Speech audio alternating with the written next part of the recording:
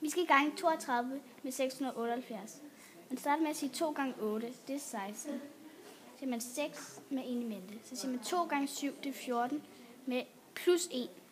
Det er 15 med 1 i mente. Så siger man 2 gange 6, det er 12 plus 1, det er 13. Så er vi nået til 10'erne.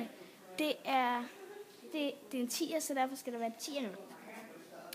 Så er det 3 gange 8, det er 24, så siger man 4, og 2 i mente. Så er det 3 gange 7, det er 21, plus 2, det er 23. Så er det 3 gange 6, det er 18, plus 2, det er 20.